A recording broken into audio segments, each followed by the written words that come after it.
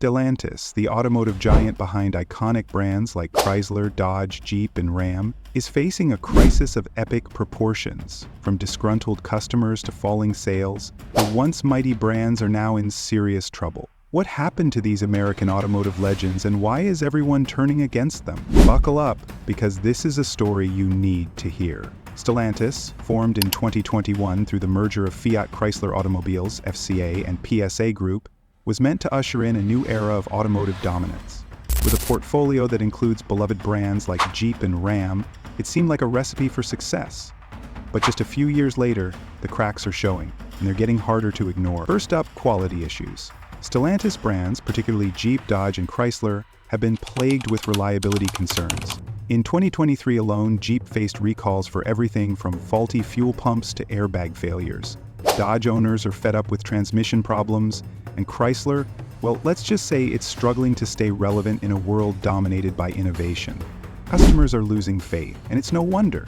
When you're spending tens of thousands of dollars on a vehicle, you expect it to be dependable, right? But Stellantis seems to have missed the memo.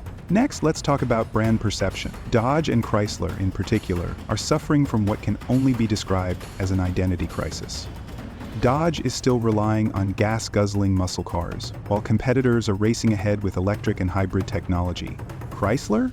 It's barely hanging on, with just a couple of models that feel more like relics than innovations. And it's not just customers who are unhappy.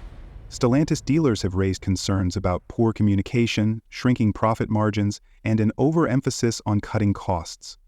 On top of that, workforce dissatisfaction has led to strikes and labor disputes, particularly in North America. When your employees and dealers are unhappy, it's only a matter of time before it trickles down to the customers. Meanwhile, the competition is heating up. Brands like Ford, GM, and even newcomers like Rivian are delivering vehicles that are not only innovative, but also reliable and forward-thinking. Stellantis, on the other hand, seems stuck in the past, relying on nostalgia rather than progress. Well, what's the solution? Stellantis has to focus on three key areas: improving vehicle quality, committing to EV innovation, and rebuilding trust with customers and employees. There's still hope, but it's going to take bold action and a complete shift in priorities to turn this ship around. Stellantis is stuck at a fork in the road. In the face of the challenge, will they rise to the occasion and reclaim their legacy? Or will they become irrelevant? Time is the only thing that can tell. On the other hand, there is no doubt that this is a story that should be watched. Please share your thoughts with me in the comments section. Is it possible that Stellantis could make a comeback? Or do you believe that it is already too late? If you want to stay up to date on the automotive industry, make sure to like, share, and subscribe to our channel. I appreciate you taking the time to watch, and I'll see you in the next video.